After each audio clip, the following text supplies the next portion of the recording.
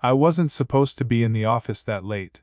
The fluorescent lights hummed with that low, electrical fatigue that settles in after hours, when most people have gone home and the air smells faintly of coffee and printer toner. I'd stayed behind to finish a report that wasn't due until Monday. More out of habit than necessity. Staying busy makes silence feel less personal. Through the glass wall of her office I could see her. Miss Tanaka. She was leaning slightly forward, glasses halfway down her nose, one hand holding a pen she hadn't moved in a while. Her desk was immaculate except for a mug with a chipped rim and a stack of folders arranged in perfect diagonals. The kind of order that comes from needing to keep something inside from slipping out. I liked watching how still she could be.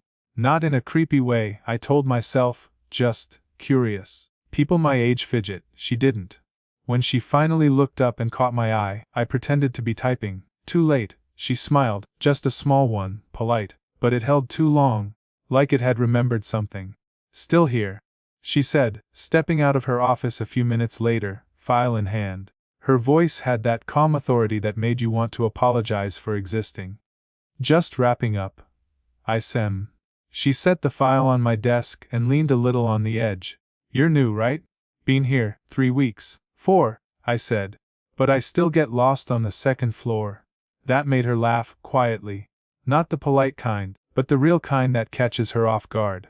She folded her arms, then unfolded them again, as if remembering something she didn't mean to said. You'll learn, she said. Everyone does. Eventually. Her phone buzzed, but she didn't check it. The sound sat between us like a reminder that her world extended beyond this fluorescent island. I noticed the fine line of her collarbone when she tilted her head.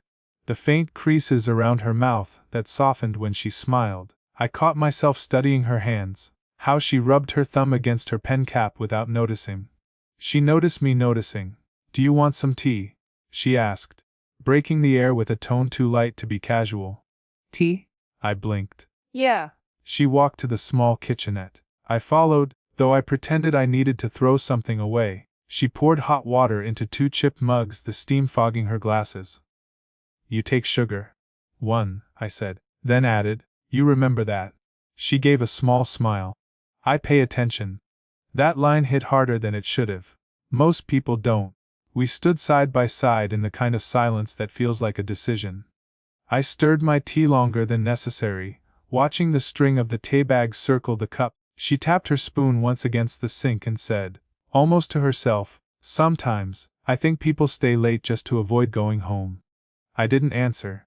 She didn't need me to. Later, as she gathered her bag and closed her office door, I saw her pause. She turned eyes softer now. Good work today, she said. Then, after a heartbeat, don't make a habit of it. Her smile lingered a second too long. After she left, I sat there for a while, staring at the steam rising from her untouched mug. My phone buzzed on the desk. A text from an unknown number. You forgot your notebook, no signature, just that, and somehow, that felt like the start of something I wasn't ready for. The next morning, the notebook was sitting on my desk before I arrived. No note, no explanation, just the same spiral-bound pad placed neatly beside my keyboard. Her handwriting was on a yellow sticky note attached to the cover. You left this behind. It was barely a gesture, but it said enough. I sat there for a few seconds, tracing the faint press of her pen through the paper. I caught her in her office later that day, going over expense sheets. Thanks for returning it, I said, leaning slightly against the doorframe. She didn't look up immediately. You're welcome. You really shouldn't leave things in my office, you know. Her tone was teasing, but it landed in that uncertain space between warmth and warning. I'll try not to, I said. But it seems like a safe place to forget things. That earned a glance, brief but knowing. She closed the file, as if conceding the moment. We shared tea again that afternoon. She'd started keeping an extra mug on her desk, a quiet acknowledgement neither of us mentioned. The tea was jasmine this time, lighter, floral. I wondered if that meant something. She sighed, rubbing the edge of her thumb along the rim of her cup. My ex-husband hated this kind, she said, almost absent-mindedly. Said it smelled like soap. I looked up. You're divorced. Her eyes flicked to mine. I am. Then softer, for years now. The room settled into silence. There was no sadness in her tone, just a small matter of fact quiet that made it heavier. I wanted to say something comforting, but everything that came to mind felt too large for the space between us. So I nodded, pretending to understand a kind of loneliness I'd only ever brushed against. Later, she asked me to help carry a box of archived files to the storage room. It wasn't far, but the hallway was narrow, close enough that I could smell her perfume, faint and clean. When she turned to unlock the door, her shoulder brushed mine. Just a second, nothing deliberate. But I felt my pulse rise like I'd done something wrong. The box thudded down on the table, dust floating in the light from the small window. She dusted her hands, glanced at me, then smiled, tired but real. "You remind me of someone," she said quietly. Yeah? "My son's age." The words caught me off guard. I tried to smile, but it came out uneven. "Guess that makes me feel young and awkward all over again." Her laugh was soft, almost affectionate. Then it faded, replaced by something gentler, sadder. "I didn't mean it that way," she said. "You just pay attention. Most people your age don't." I wanted to tell her that I noticed because it was her. The way she lingered before closing a folder, or how she looked out the window before answering a question. But I didn't. She handed me her thermos, the one with the dented lid, and said, "Could you refill this for me?" Our fingers brushed when I took it. That brief, unintentional contact sent a strange calm through me. The kind that only exists when you know something shouldn't happen, but you still hope it might. That night, while washing my mug, I realized I was still thinking about the way her eyes softened when she said thank you. I don't know why that moment stayed with me. Maybe because it felt like someone finally saw me. The week shifted without warning. Meetings, new reports, a new intern in the department, small things that rearranged the air. She was busier. I told myself that was the only reason she didn't stop by my desk anymore. When I passed her office, her door stayed half shut, open enough to see her silhouette moving behind the frosted glass, but closed enough to remind me of boundaries. On Thursday, we ended up in the break room at the same time. Pure accident. She was pouring coffee, her hair tied back, sleeves rolled up, small details that shouldn't have mattered but did. The faint sound of the drip machine filled the quiet. I reached for a mug, hesitated. "You stopped drinking tea," I said. She smiled faintly. "Did I? You used to make jasmine in the afternoons." She murmured, stirring sugar into her cup. I ran out. Her tone was neutral, practiced.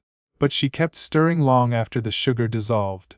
A colleague from accounting walked in, middle-aged, friendly. He looked between us and smiled like he knew something. "Burning the midnight oil again, you too," he teased. She laughed, too quickly. "Just caffeine, not commitment." The moment deflated. I mumbled something about an email and left before the silence could explain itself. That evening, I stayed late again. The building emptied around 8. When I went to return some files, her light was still on. She looked up, startled. "Oh, you're still here. So are you." She leaned back, removed her glasses, rubbed her eyes. I lost track of time. Her voice sounded thinner than usual, tired. I hesitated at the doorway, then stepped inside. The air felt different, quieter, but heavier. "Do you ever get tired of pretending you like this place?" I asked before thinking. Her eyebrows lifted. Then she smiled, a small, cracked kind of smile. "All the time," she said. "But pretending keeps the lights on." I nodded. The hum of the computer fan filled the space between us. She looked at me for a long moment. The kind of look that feels like a question you don't know how to answer. Then she said, softly, "You shouldn't stay so late. People will talk." I tried to joke.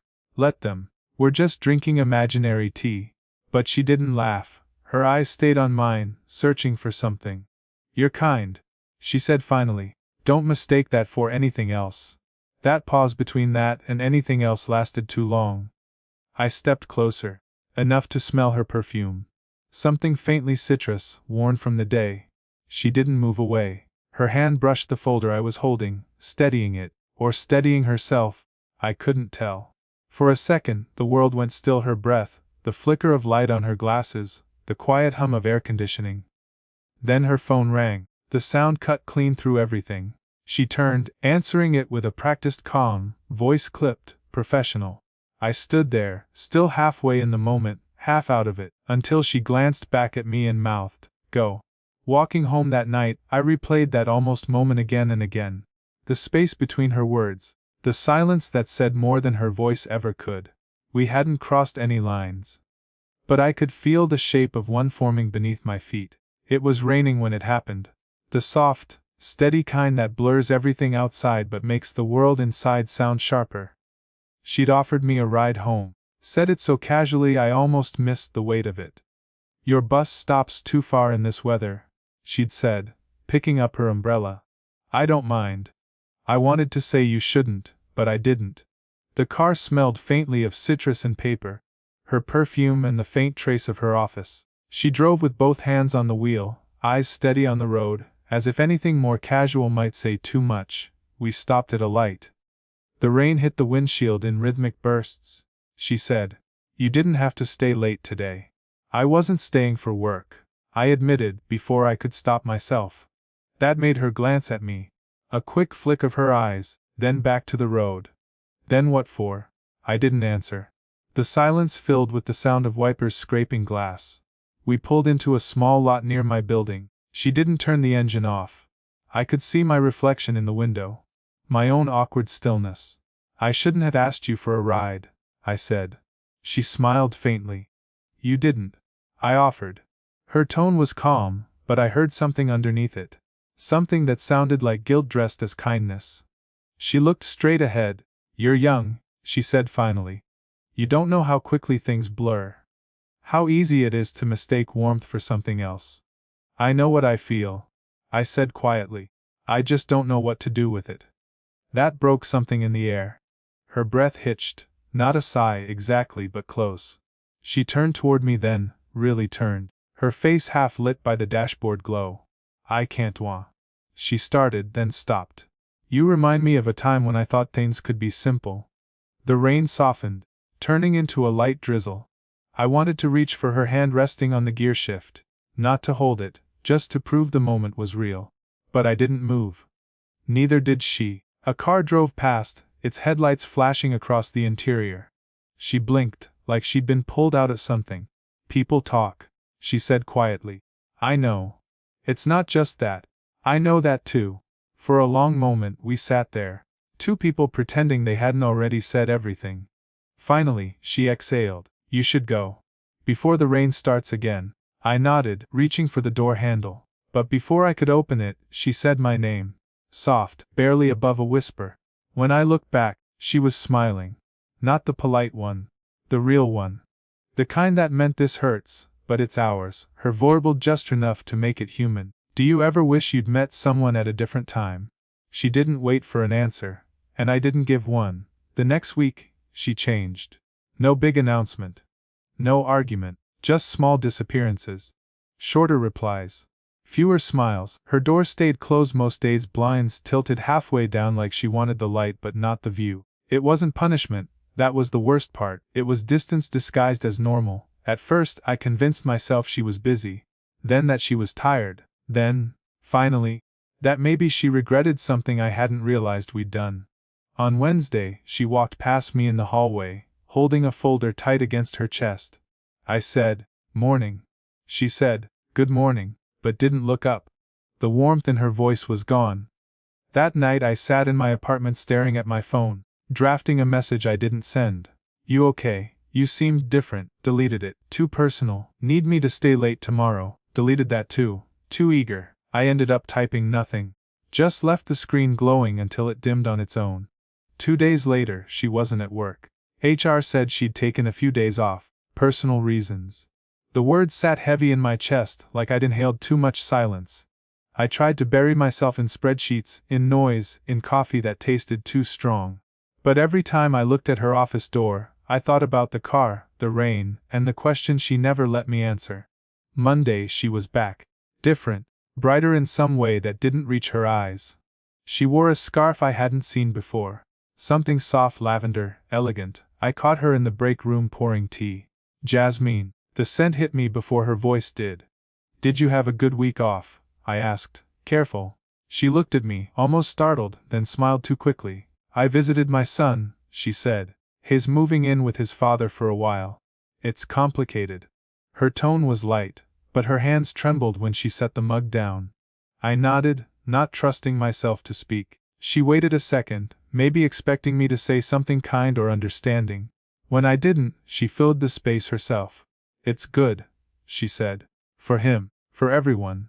And just like that, the distance between us turned into something heavier, something named. That night, I stayed late again. Out of habit. The office was quiet except for the low hum of the vending machine. Her door was closed, but the light was on. I stood there for a long time, debating whether to knock. In the end, I didn't. I walked home through streets slick with leftover rain, phone in my pocket, thumb hovering over her number. Typed a message, hope you got home safe. Didn't send it. Just watched the blinking cursor, like it might finish the sentence for me. I didn't feel heartbroken. I felt paused, like life forgot to finish the sentence. It happened on a Sunday. By chance again, though I was starting to think fate just liked small coincidences. I saw her at the corner cafe near the park. The one with the fogged windows and quiet music that never matched the leather. She was alone, nursing a cup of coffee that had probably gone cold. Her coat was folded beside her, scarf draped neatly on top, always neat. I almost walked past. I should have, but something in her posture, the small, tired curve of her shoulders, made me stop. When she looked up, there was no surprise. Only that soft, knowing expression she wore when she'd already decided how the conversation would end. Hey, I said. She gestured to the seat across from her. You look like you could use caffeine too. We sat there, the table between us small but sufficient. She stirred her coffee slowly, though it didn't need stirring. You weren't at work Friday, I said finally. I wasn't feeling great. Better now. She nodded, eyes fixed on the swirl in her cup. Better enough. The hum of the espresso machine filled the silence. Outside, someone's umbrella flipped inside out. We both watched it, pretending it was interesting. Then she said, "You don't have to keep checking on me." "I'm not," I said too fast. She glanced up, waited. "I just worry," I finished quietly. Something flickered in her eyes. Not annoyance, but something sadder. "I know," she said. "And that's exactly why you shouldn't." We sat in the echo of that. I wanted to argue, to tell her that caring wasn't a crime, that she'd become the rhythm of my days without even trying. But I didn't know how to say it without sounding young, reckless, or ungrateful. Finally, she sighed. "Do you know what scared me most that night? In the car." I shook my head. "That I didn't want it to stop raining." Her voice trembled on the word stop. She looked at me then, directly, fully. And it felt like standing too close to something bright. "I wanted to stay there," she whispered. "In that space where it wasn't wrong yet. Where nothing had to happen, but everything might." I swallowed hard. I did too. The honesty startled both of us. For a moment neither of us moved. The air between us stretched thin, fragile as glass. Then she reached across the table and rested her hand near mine. Not touching, but close enough that the warmth reached me anyway. Her voice softened. "What can't stay in that space forever?" "I know," I said. She smiled. The same warm smile that had started all of this. Then, quietly, "Thank you for seeing me." I didn't say anything back. I just turned my hand slightly, enough for my fingertips to brush hers. She didn't pull away. Just looked at me and said, barely above a whisper, "Okay." It's strange how easily things return to rhythm. The office hums again, printers' footsteps, the faint tapping of keyboards. Time, relentless as ever, just keeps moving. It's been 6 months since that Sunday, long enough for the air between us to change shape. We still talk, small things now. Project updates, casual questions, tea refills. But underneath, something softer has settled, not longing, not avoidance, something closer to calm. She drinks jasmine again. I switched from coffee to tea too, though I pretend it's just to sleep better. She never calls me out on it. Sometimes, she leaves the thermos on my desk when she leaves early. I wash it, always. It's an unspoken exchange, small, domestic, almost tender. On Thursdays I take lunch alone at the park near the office. Once she passed by, carrying a paper bag and a book. She sat on the other end of the bench, the one that faces the pond. For a while we didn't speak. Just listened. Ducks shuffling near the water, the low murmur of a distant fountain. Then she said, 8:47. I looked over. What about it? That's when you used to come in every morning. Always the same time. I used to guess what mood you were in by how you said hello. I smiled. And what did you guess most days? She took a sip of tea from her thermos. That you were pretending not to care about something you cared about too much. I laughed under my breath. Still not wrong. She turned slightly, eyes warm but steady. I'm glad you stayed. That was all, no confession, no promises. Just two people who had finally learned how to exist without the ache of what if. Later, when I passed her office, she was typing, hair pinned loosely, a half-drunk mug beside her. She looked up, caught me watching and smiled, the same soft, too warm smile that had started everything. Except now, it didn't sting, it just felt right. Not a beginning, not an ending, just life, steady and quietly full. Sometimes on rainy evenings she still offers me a ride home. I still hesitate before saying yes, and she still pretends not to notice. We talk about nothing, traffic, books, the weather. But every now and then, she glances my way when we stop at a light, and there's a silence that feels like a memory neither of us wants to disturb.